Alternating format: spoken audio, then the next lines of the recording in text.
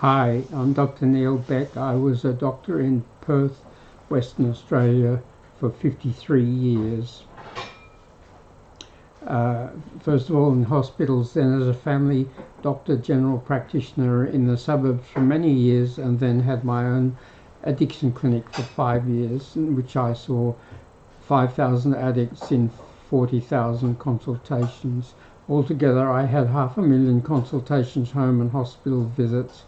And in the early days, when we were short of specialists, I helped 800 mothers bring their babies into the world, did a lot of tonsillectomies and appendicectomies and vasectomies and that sort, broken bones and all those sort of things.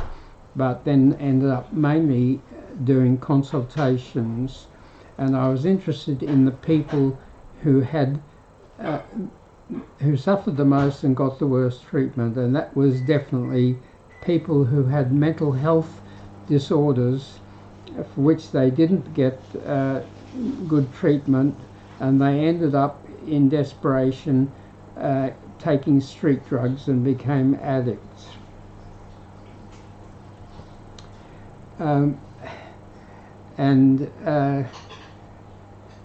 So why did they not get good mental health care? Why did they end up taking street drugs? It seemed to me that there were two main reasons. The first reasons were that the tools that mental health and addiction doctors had were weak. There were only two tools, and they both had two very big problems. So the workers were working without the aid of plenty of effective tools. The first tool was medicines. Medicines had two big problems. The first problem was that so many medicines were addictive. The people who took medicines wanted to get better quickly and be able to stop taking the medicines, but the people who make medicines wanted people to stay on medicines, as much medicine as possible, for as long as possible, and they achieved that in two ways. They made the medicines addictive, many of the medicines addictive, and they made the medicines slow, too slow acting. The commonest mental health problem was anxiety, worry disorders, social phobia, panic attacks, obsessive compulsive disorder, all sorts of phobias. And all the treatments for those worry, anxiety problems were addictive. Originally barbiturates, there were many different barbiturate medicines and they were all addictive. And then in the 1960s we started to get Valium, Seropax, Mogadon, Xanax, benzodiazepine, but they were all addictive. And then there was Ambien, Silnox, and they were addictive.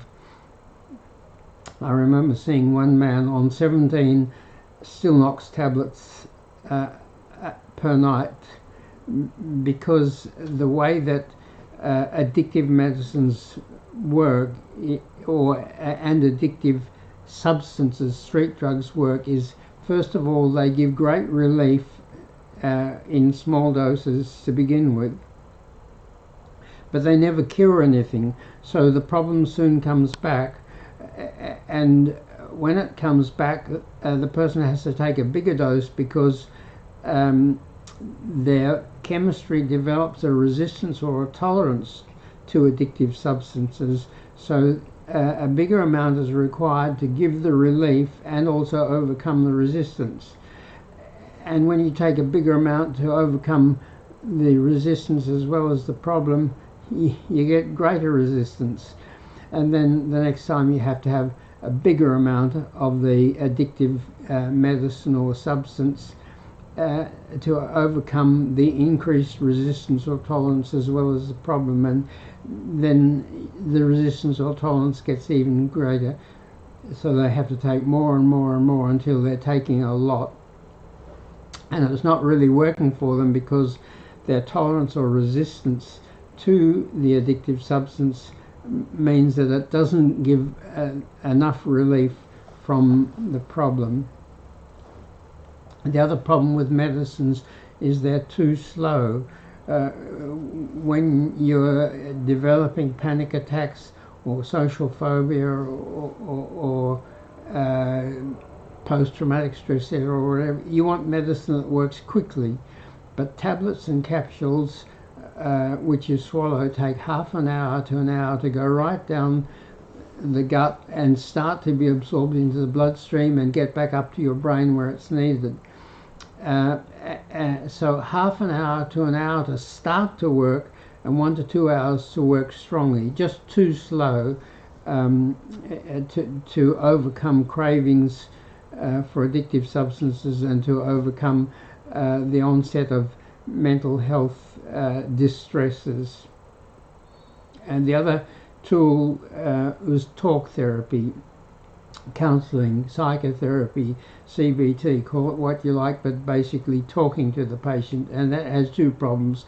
One is it's too slow. It takes a long time talking with a patient to find out what their problems are, what probably caused them, what's making them worse, and what might fix them.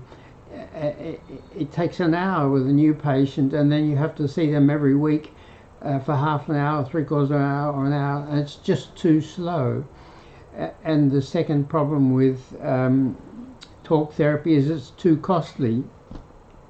To be a therapist, you have to have at least a 4-year Bachelor of Psychology, or maybe a 6 or 7 year PhD in psychology, and to become a psychiatrist takes 10 or 12 years. Just long training to become a talk therapist, and people who are smart enough to do those very long courses and spend all that time training have to be paid well. So talk therapy is costly. But as well as that, what I discovered is that there were blind areas, areas where mental health and addiction care couldn't see the wood for the trees, and the society in general had blind areas about mental health and addiction. The first blind area was that it's not taught in school. The most important thing in your life is your mental health and your relationships, and neither of those things are taught in school. They should be the most important subjects in school, learning about how to be mentally healthy and learning about how to have good relationships. Secondly, they so often didn't look for causes. People would be on antidepressants for years and years and years, and without the cause of their depression ever being found or even looked for. In mental health problems, it's much better to find the causes. If you find the causes, you can treat them more effectively, and they don't relapse. If you treat someone for a mental health disorder and the problem is still there, it's very likely that even if they get better, they will relapse. The third blind area was that we were treating people as if they were solo individuals, but mental health is always a family problem, and people are not alone. The mental health problem is part of the family problem, and treating a person with a mental health problem as an isolated individual is just a blind area. The fourth blind area, which is related to that, is transgenerational trauma. If something very bad happens to someone in a family or to a family, that can affect that generation, the next generation, the next generation, and the next generation. an early death. For instance, a mother dying of tuberculosis when her child is 3, and the child being a lost soul for many years before his father remarries, or a baby born to a woman with tuberculosis where the baby is taken from a mother at birth because of the tuberculosis. Or a mother has a serious problem and goes to hospital for 3 weeks, and the little 1-year-old or 2-year-old child doesn't see their mother, or only sees them very briefly for 3 weeks, and that is a terrible shock to a little child and can affect them for the rest of their life. And habits, 60 to 65% of our life is habits. Our brain has so much to do, it's so busy that can't think about and consciously do everything. It has to convert much of our activities into automatic unconscious things that just happen, which we call habits. And being able to make new habits, new good habits, and being able to break old bad habits is very, very important in mental health. And yet I never heard anyone talking about habits in the mental health context.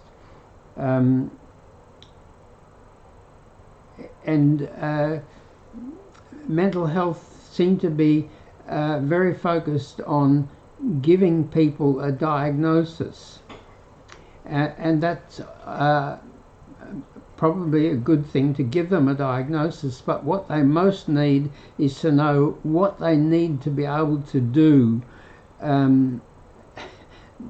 that they can't do because of their mental illness. It may be important to know that you've got ADD, ADHD, but what you really want to know is that you have to learn to focus and concentrate better. You have to learn not to be so impulsive and make decisions more carefully, and not to be hyperactive, because the main features of ADD, ADHD are poor focusing and concentration, impulsiveness, and in most cases hyperactivity, not all cases. But the emphasis was on telling people you've got ADD and not on telling them what they needed to learn to do to have a better life. And another blind area was people were not being taught to help themselves. It was very clear to me that there was never going to be enough mental health and addiction workers to help all the people who needed mental health and addiction help because of the 2 weak tools. So people had to learn to help themselves, at least to some extent, and they weren't being taught to help themselves. Being taught self-help is very, very important, and it was a blind area. Another blind area was that mental illness and addictions were not treated as emergencies. They're emergencies. If you get someone, as soon as they develop a mental health problem, it's 10 or 20 times easier to help them than if to wait 5, 10 or 20 years, because problems cause problems which cause complications and problems. You start off with ADD, ADHD, which makes you a bit of a problem child. You go to school and you're a problem in a classroom. You don't learn, you disturb the class, you cop quite a lot of flack, so you end up leaving school early with a poor education, and then you have poor employment, and then you have money problems, and you're likely to start to have alcohol problems or drug problems. So it's an emergency.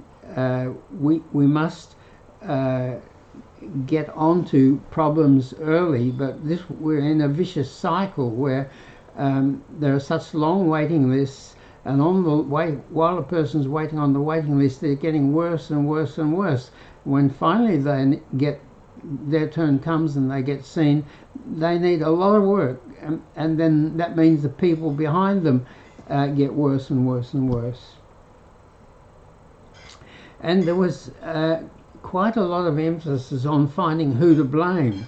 Oh, who's to blame for this problem you've got? Did you have a negligent mother or an alcoholic father, or who are we going to blame? But blame is almost never appropriate, and it's never helpful, because mental health problems are one link in a chain of problems leading to problems leading to problems, and a person with mental health problem is one link in a chain of people with mental health problems. So often the mental health problems that this person's got have come from their one or both of their parents, or their grandparents, or their great-grandparents, and just blaming one person is never right, and that's never helpful, because the most important thing to do with a mentally health troubled person is to find out exactly what's got wrong, and exactly how it started and what started it. And that means people have to be very open and honest with you. But if they think you're going to blame them, or you start to blame them, you frown at them saying, oh, your kid's got this or that, what did you do? Or they clam up and they don't tell you. So it's a problem.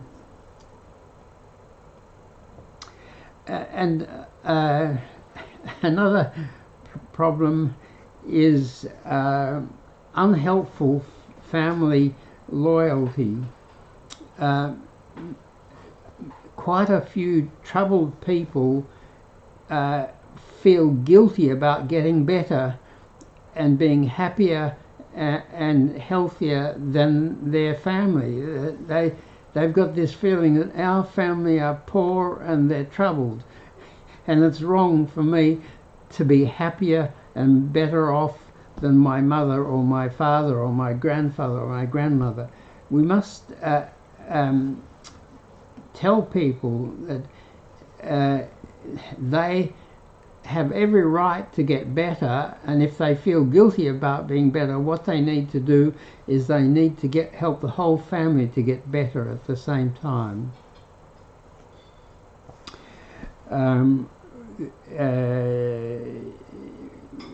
So the tools that you use to get better help your troubled family members to have the benefit of those tools too. So in the late 1990s, when we had a terrible outbreak of heroin addiction in Perth, I started to work 10 hours a week in an addiction clinic to find out about heroin, and the results were so bad at that clinic that I eventually started my own clinic, because I wanted to know what caused addictions, and nobody was interested in what caused addictions. But with health problems, and addiction is a health problem, you always want to know the cause. I went to every addiction clinic in Perth and Sydney and couldn't find a single addiction worker who knew what caused addiction or thought they should know what caused addiction. But one day in that clinic where I was working 10 hours a week, I saw 15 heroin addicts, and 5 of them had ADD, ADHD.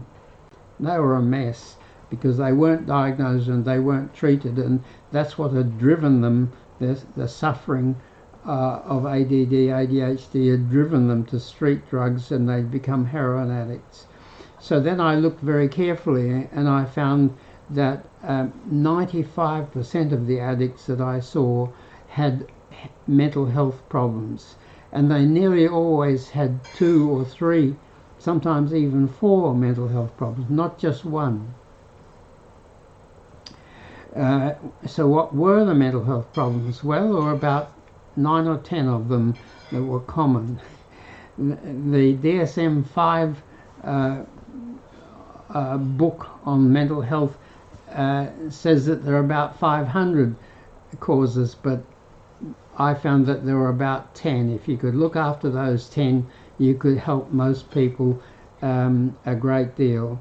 The commonest was worry anxiety disorder, which includes panic attacks and social phobia and obsessive compulsive disorder and lots of phobias, fear of heights, fear of animals, fear of whatever.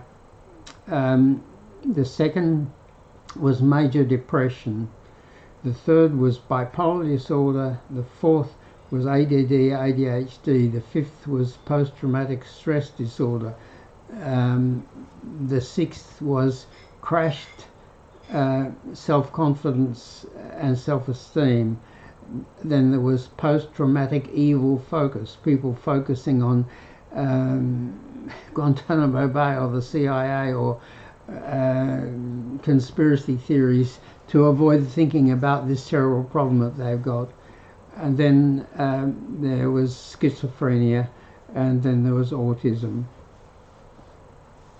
So starting 27 years ago, I started to make effective tools. And I now want to tell you about my 10th tool. The 10th tool I call Scroll Plus, the Mental Fix-It Scroll Plus. My first tool about 15 years ago was videos, and back then the videos were 10 or 12 or 14 minutes, and people watched 10 or 12 or 14 minute videos, but gradually and I had 9 and then I had 31, but people stopped watching long videos, and I found that they were all watching TikTok videos, so I then had to make under a minute videos. And to cover everything in under a minute videos, which can only cover one thing at a time, I had to have a lot. So I've now got 83 under a minute videos.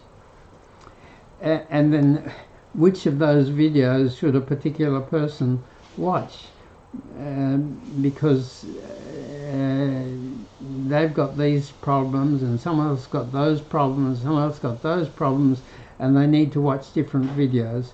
So then we started to do checklists, and then we created an app, the Mental Fix-It app. And the Mental Fix-It app, people answer the questions, and it gives them an instant list of 6 one-minute videos to watch that will give them the most help with their particular things. But the problem with scrolling or rushing through miles and miles of TikTok stuff is you don't get the detail. The old method was detail. When I was a medical student, the book on medicine was 1,200 pages. The book on pathology was just over 1,000 pages. And the book on surgery was, I don't know, 1,000 pages. So, and the book on obstetrics and gynecology was 1,000 pages. So all these great big books with all the detail, and things got lost in the detail.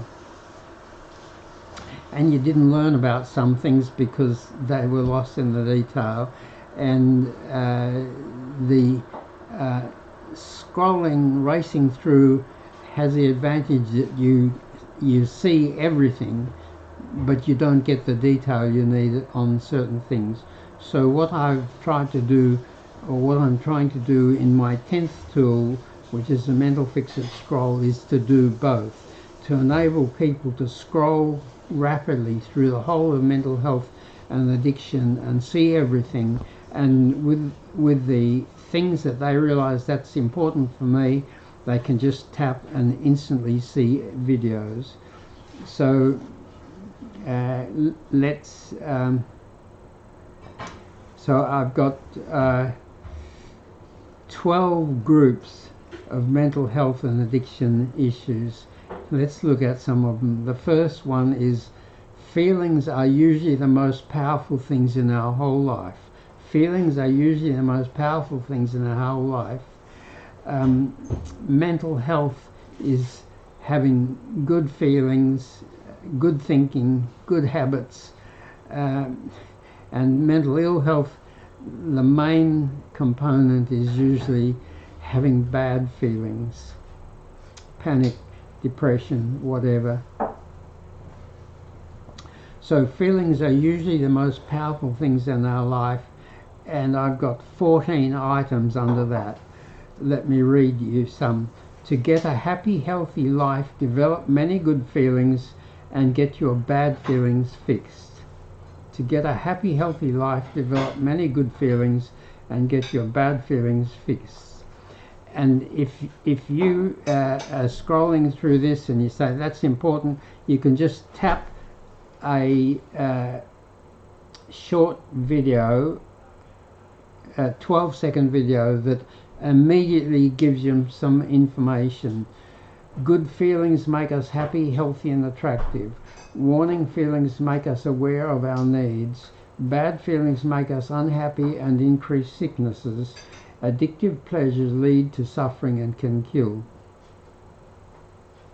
And if that helps you, then you can watch a 1-minute video. And the 1-minute video, of course, has got 5 times as much as the 12-second video, so you learn quite a lot about that thing. The second item, second factor in feelings is most bad feelings are caused by 11 common mental health disorders. Most bad feelings are caused by 11 common mental health disorders, and the common disorders are, as I said, worry, anxiety, sleep disorders, major depression, bipolar disorder, ADD, ADHD, irritability, anger, violence, post-traumatic stress disorder, post-traumatic evil focus, crashed self-esteem, schizophrenia and autism. And if that's important to you, you can tap a 14-second video immediately and immediately see that list. And if that's helpful for you, then you can tap a 1-minute video and see a lot more. The next item under feelings is we produce 25 feel-good chemicals in our brain, glands and gut. We produce 25 feel-good chemicals in our brain, glands and gut. And the 13-second brief video on that you can tap and watch immediately is our feel-good chemicals include dopamine, serotonin, oxytocin, noradrenaline and over 20 endorphins. Endorphins are morphine-like chemicals that cut pain and distress and boost our disease-fighting immune system. And if that helps you, then you can press the 1-minute one. If that's not a problem for you, then you just skip on to the next one, scroll on to the next one. Our feel-good chemicals also boost our disease-fighting immune system, which keeps us healthy. Very, very important. Health and happiness go together. Our feel-good chemicals also boost our disease-fighting immune system, which keeps us healthy. The 10-second brief video on that is our immune system is cells and antibodies and chemicals in every part of us that keep us healthy by fighting infections, allergies, inflammation, autoimmune diseases and cancers. If that's helpful, then press the link for the 1-minute video, which is our brain happy chemistry is also our healthy chemistry. The 5th item under feelings is to be both happy and healthy, keep your feel-good chemistry strong. To be both happy and healthy, keep your feel-good chemistry is strong. So important to know that health and happiness go together, and unhappiness and bad health go together. So the 13-second short video on that is: what makes our feel-good chemistry strong are healthy, fresh, natural foods, drinking water, exercise, good sleep, sunlight, fresh air, smiling, dark chocolate, music, hugging, good sex, pets, and nature visits. And the 1-minute video, if you want to watch the 1-minute video, is our brain happy chemistry is also our healthy chemistry. The next feeling item is: build a list of favorite safe feel-good things you love doing, and download our phone treasure tool. Phone treasure is our ninth tool, but that's on the back burner because the 10th tool seemed to be so much more important that I haven't done the 9th tool yet. So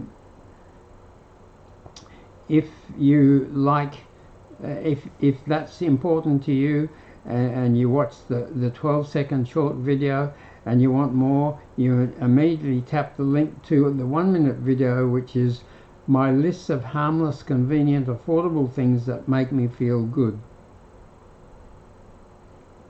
You need to have a list of harmless, affordable things that you can do to make you feel good when you wake up feeling a bit low and slow. The 8th item under feelings is: smiling boosts your production of feel-good chemicals, so smile often. The 9-second video: whenever we smile or laugh, our brain glands and gut increase production of feel-good, happy, healthy chemicals, so make smiling often a strong habit. And the 1-minute video: become a smiler and get happier and healthier. The 9th feeling: normal warning feelings are not nice, but they make us safer and help us get what we need. Now that's something I never heard anyone talk about, but we have warning feelings. Normal warning feelings are not nice, but they make us safer and help us get what we need. Loneliness. If we never felt lonely, we wouldn't know if we didn't have enough good relationships. Sadness. If we didn't sometimes feel sad, we wouldn't know that we need to grieve because we had a serious loss. And if you have a serious loss and you don't grieve, it affects you for years and years and years. So we need to sometimes feel sad so that we grieve. Anger. Most anger, like domestic violence, is harmful, but some anger is normal.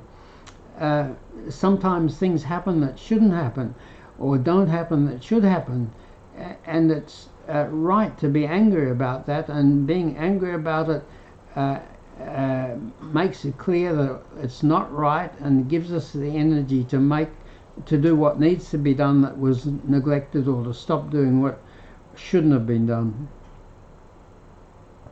Anxious carefulness. So sometimes we're anxiously careful, and we need to be, because sometimes there's danger or there's very important decisions to be made, and if we feel a bit anxious and careful sometimes, that's a warning that we're dealing with potential danger or with serious matters that we need to do the right thing.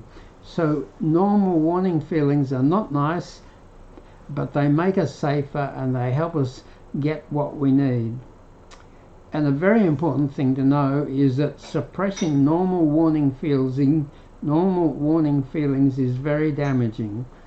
One of the most damaging things that can happen to a person is that they are very angry and they suppress the anger. I don't mean angry for half a day, I mean angry for months and years, and they don't express it, and that screws them up inside, does bad things to their whole chemistry. The 13-second video on that is: suppressing anxious carefulness can be dangerous. Suppressing unfixed loneliness is as harmful as 15 cigarettes a day. Suppressed normal justified anger can burn you up inside, and suppressed sadness causes depression. And the 1-minute video that you can immediately tap on and see is suppressing normal warning feelings is very damaging. The 11th item under feelings is ignored repeated normal warning feelings grow into nasty bad habit feelings. If you get these warning feelings of loneliness or anger or being very careful or sadness, if you ignore them and they keep going on and on and on, they eventually become a habit. You have a habit of loneliness, you have a habit of anger, you have a habit of sadness, you have a habit of anxiety. And a very important thing to know is that bad feelings suppress our feel-good chemistry and immune system, so make us unhappy and disease-prone. Stress, fatigue,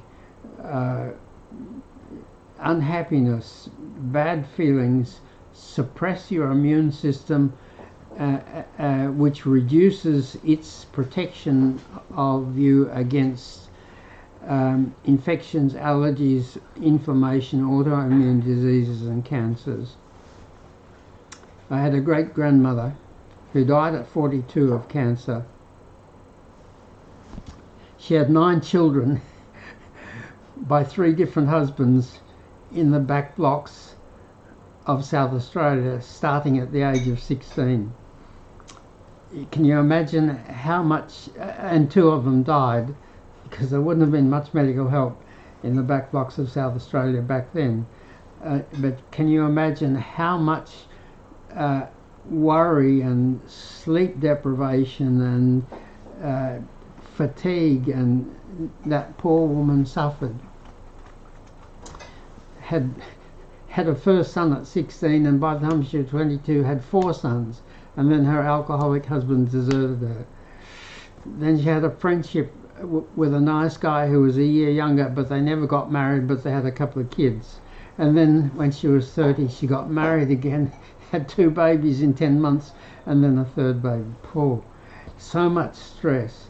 Bad feelings suppress our feel-good chemistry and immune system to make us unhappy and disease-prone. A slightly flippant one under feelings: to see your feelings, look at your face in the mirror, because our feelings are always on our face. There's a very close connection between our brain chemistry and our facial expressions. And another thing is we can only think about one thing at a time, but we can feel many things at once. And the short video on that is: with important, complicated things, look and listen carefully, feel what you feel, then think and make notes, then feel again, and mainly trust your feelings. Because you can feel lots of things at once, but you can only think about one thing at once. So your feelings are more often right than your thinking. Of course, most of the time what we think and what we feel are together, but sometimes they're in conflict, and even they are. The most successful people always tell us that they go by their gut feeling.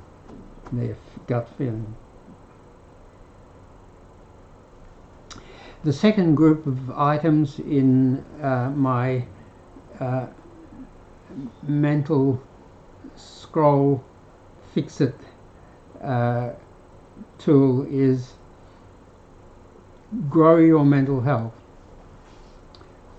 The first item, there are 10 items under grow your mental health. The first item is to have a happier, healthier life. The most helpful things we can do is to grow our mental health. To have a happier, healthier life, the most helpful thing we can do is to grow our mental health. And the short video on that is: mental health is good feelings, normal thinking and habits, and warning feelings. They make you, your family and the world happier, healthier and safer. And if that short video is helpful, then watch the 1 minute video, just tap on it, get a simple, clear understanding of mental health and ill health. We should all have a simple, clear understanding of what mental health is and what mental ill health is. The next item under Grow Your Mental Health is mental health is good feelings, thinking and habits, and normal warning feelings, and no bad feelings, thinking or habits.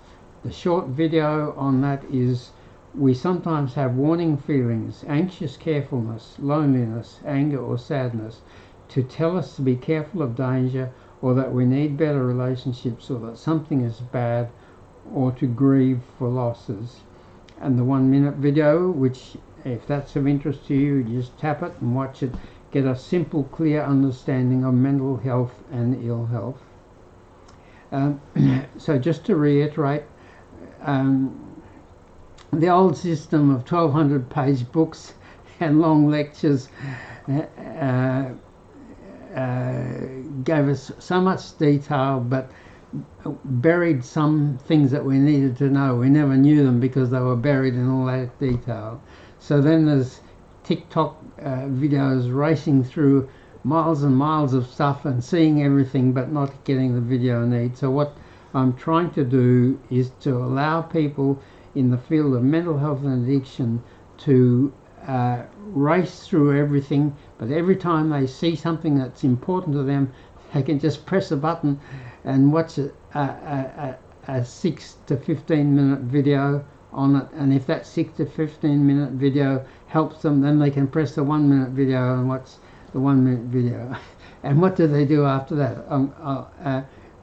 After that, if there's at the end of it all, they can go to their phone and tap the App Store or Google Play icon and download the Mental Fix It app and do the Mental Fix It app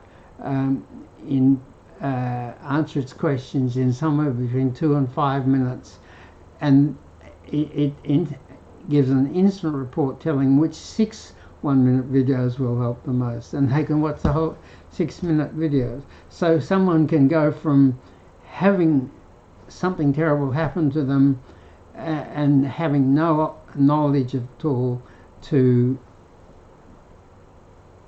scrolling through the whole mental health thing, finding all the things that are important to them, seeing a brief video, then a longer video, then 6 videos, and doing this very early, because it's so harmful when people have mental health problems that go on and on and on and just get worse and worse and worse, and often end up with an addiction. So item 3 is to fix mental health disorder, bad feelings, thinking and habits. Often do 2-minute Mental Fix It app checks and watch the 1-minute videos it recommends. And the short video with that is do the fast Mental Fix It app check, then watch the 6 1-minute videos it recommends, will help your particular problems most. I want to point out that our Mental Fix It app, I did what I usually do. I made it too long and too slow. The first version had 38 questions which covered everything, but it took about 10 minutes to do it, and people didn't want to take 10 minutes. Everything got to be fast. So then we reduced from 38 to the 19 most important questions, which you can do in 5 minutes.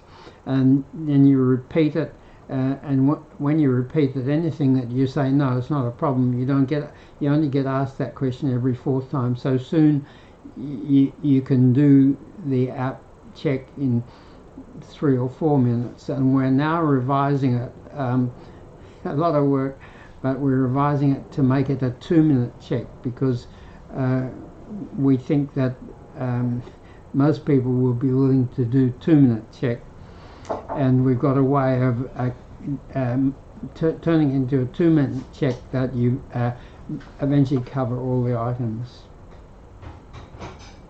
Another item under Grow Your Mental Health is to face and fix big impossible problems. First find and fix the small fixable problems.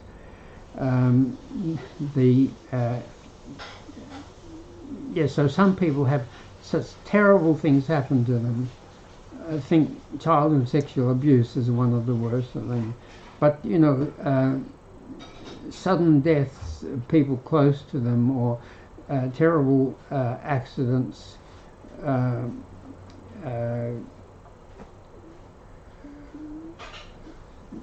sometimes the problem's so big they just can't cope with it, and they avoid it by thinking about something terrible far away. But don't do that. Think about the smaller problems you've got. Do the Mental Fix It app check. Watch the videos it instantly recommends. Fix the smaller problems one after another, and you're soon happier and stronger and can fix the big ones. Yeah, if you've got 5 problems and the biggest one you just can't face, fix the smallest problem, then the second smallest problem, then the third smallest problem. Each time you fix the problem, you'll feel a bit better, you'll feel a bit stronger, you'll be a bit better at problem solving, you'll be a bit better at getting people to help you, and then you can do the next bigger one, and eventually you can face up to the big one. The next item in Grow Your Mental Health is, with our new tools, now fix old problems you previously couldn't fix or forget. Lots of people have got things that, bad things that happened to them, and they couldn't fix them, and they couldn't forget them, and they just sort of trouble them in the back of their mind. Well, with our 10 new tools, 9th one coming, 10th one coming, you can help yourself. You can get in early, and anything that's old and you've had for a long time, you haven't been able to get it fixed, you'll probably be able to fix it with the new tools.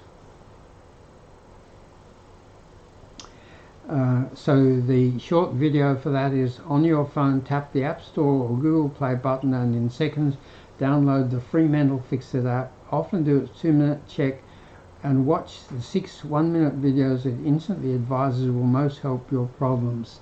And the 1-minute video, if you want to watch it, is We Need People, Purpose and Pleasure Most Days. The next item under Growing Your Mental Health is, problems are never single. They are one link in a chain of problems, in a chain of troubled people.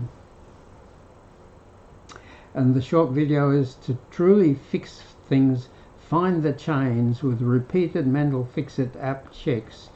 Blaming one thing or blaming one person is rarely right, and blaming stops people telling you what really happened and why.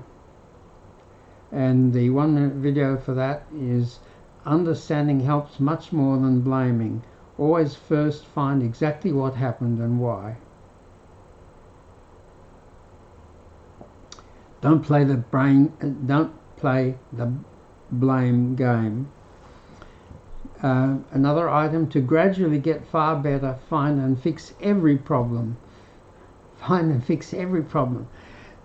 Talk therapy is so slow that you usually only find the biggest 2 problems, and there are problems there that you never find, so they never get fixed, so you never get completely better. But to gradually get far better, find and fix every problem. The 13-second video for that is, mental health problems cause more and more problems. Consultations are often too late and too slow to find all the problems. Start repeating Mental Fix It app checks as soon as possible and find and fix everything. And the 1-minute video is, get a far better life by finding and fixing all of your problems. The next item under Growing Your Mental Health is, mental health problems and addictions are emergencies.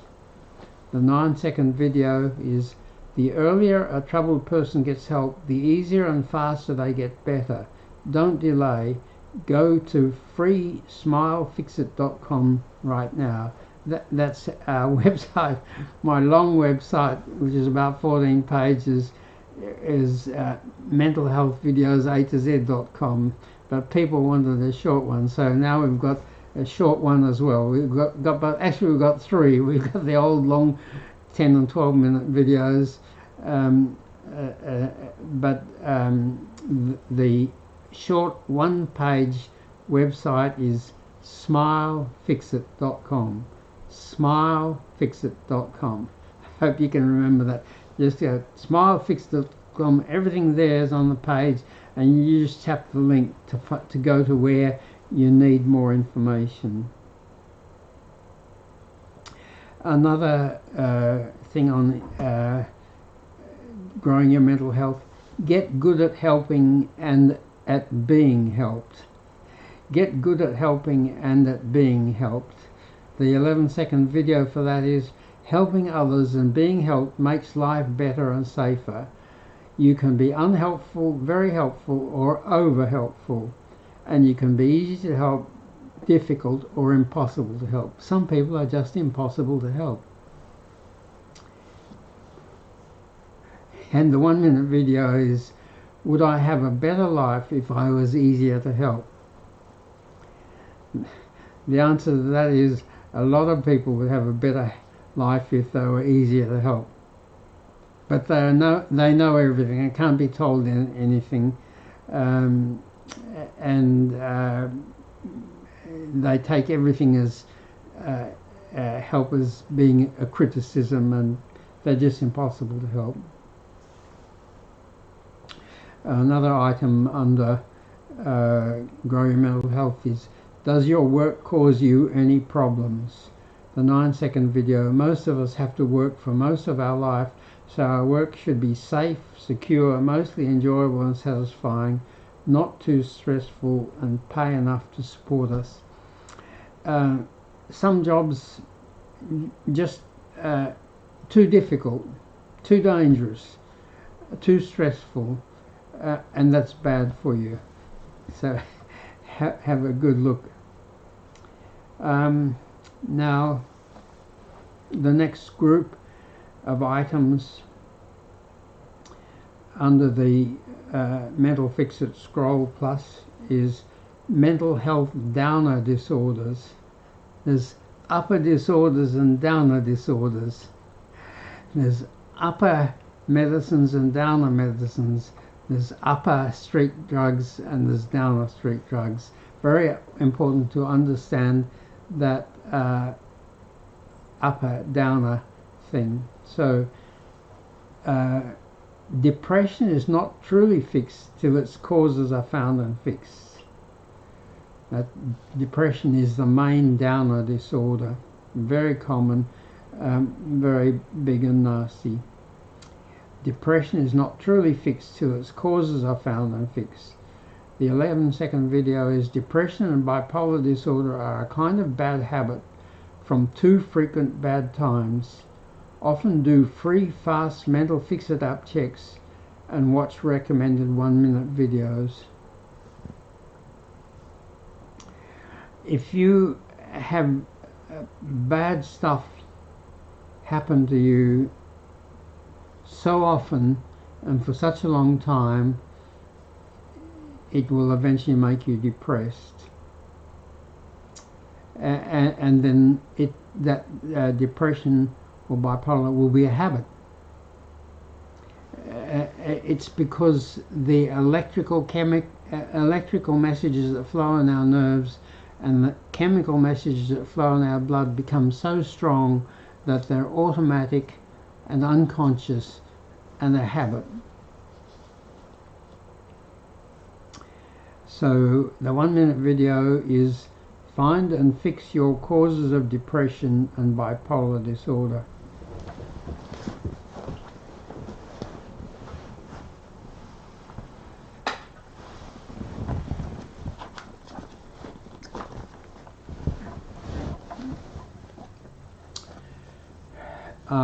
The next mental health downer disorder is a fairly rare one, but you should know about it. Am I low because my thyroid gland is weak? What seems to be depression or laziness is sometimes due to an underactive thyroid gland or an iron or a vitamin deficiency. If in doubt, get the blood test done. And the 1 minute video on that is an underactive or overactive thyroid gland. The next item under downer disorders is, am I low because I had a virus infection or have chronic fatigue syndrome?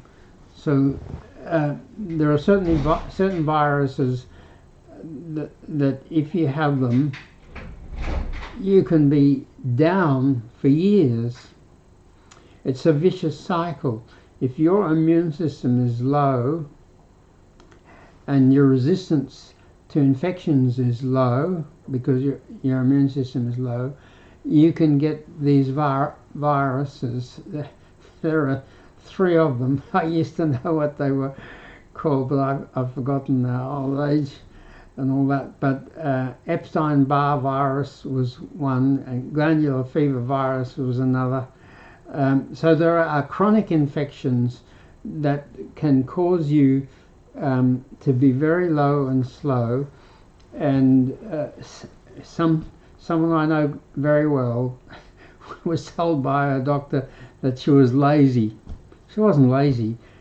She had a post-viral syndrome. I still clearly remember a 50-year-old man who could do almost nothing, and he'd been sprayed with Agent Orange in Vietnam War, where they used to spray whole forests to kill all the leaves to expose the Vietnamese people, the soldiers.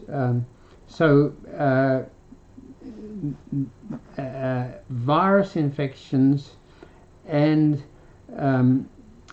chronic fatigue syndrome that we don't fully understand can make you low and slow.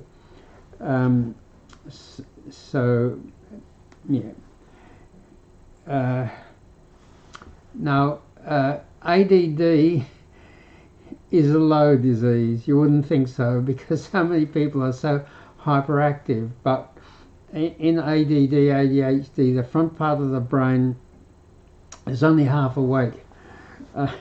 It's low, so you can't you focus and concentrate poorly, and in addition to that, the front part of your brain normally controls the other parts, and when the front part of the brain's only half awake, the other parts can run riot, and that a very common thing in ADD ADHD is impulsivity. People just jump at things, they make snap decisions, and often they make the wrong decisions.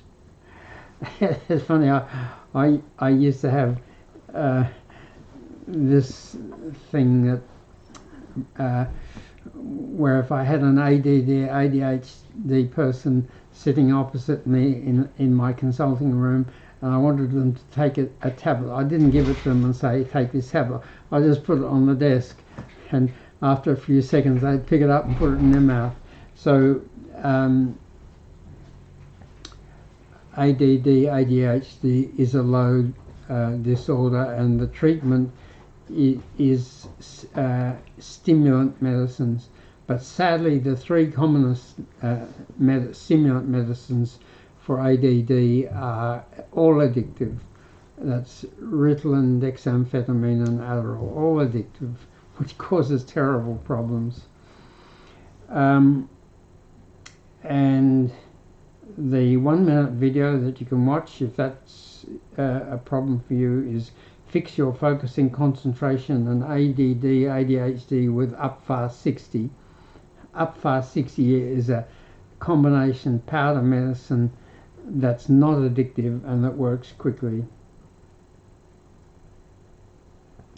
The next item under low disorders is beat, nasty, low confidence and low self-esteem. The short video on that is self-esteem and confidence may be damaged by a traumatic childhood, failures, handicaps, deformities, critical parents or big changes like immigration. Build self-esteem and confidence with many mental fix-it app checks and 1-minute videos. Don't stay troubled because your family is troubled. A 14-second video for that is mental health problems are family problems. If you'd feel bad about getting happier than a family member, do the mental fix-it app check often, then watch the recommended videos with them, then get them to do the checks.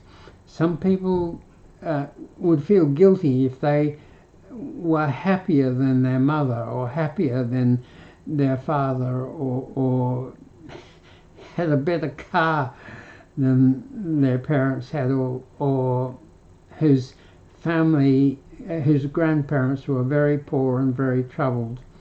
I suffered from that a bit, and I only worked that out fairly recently when I bought this wonderful book, It Didn't Start With You, which is about transgenerational trauma.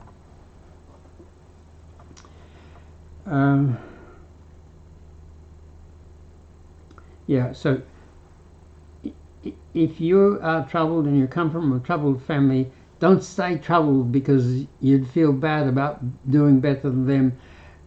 You do the mental fix-it app check and find the videos that will help you, which will probably help them, and show them those videos, and then get them to do the mental fix-it app checks. Get a simple, clear understanding of autism spectrum disorder. So that's one of the 10 common disorders that I saw amongst addicts, and it's becoming a terrible problem, more and more common.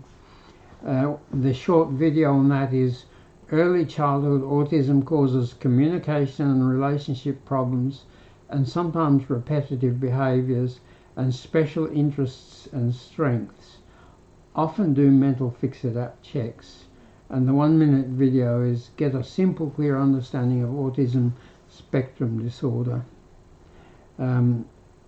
So if you or a child of yours seems to have communication and relationship problems and sometimes repetitive behaviours and sometimes special strengths, incredible memory, or very strong interest in something, watch the 1-minute video on autism spectrum disorder. Another terrible downer disorder, if you're being sexually abused, tell someone. The short video is child sex abusers desperately try to avoid discovery in prison by silencing their victims. They don't want you to tell anyone. They make you feel guilty, ashamed and very frightened, but they're the problem. You're not the problem, they're the problem. So quickly tell someone. Tell anyone. And once you've told one person, you'll be able to tell others, and then you'll be able to tell someone who can help you. But sadly, some people are sexually abused for years and never tell anyone, and end up with terrible depression or alcoholism, whatever. So if you're being sexually abused, tell someone. You're not to blame. The predator is to blame. The average child sexual abuser abuses 186 children in their lifetime, and they get very expert at silencing their victims. So the next item is sex is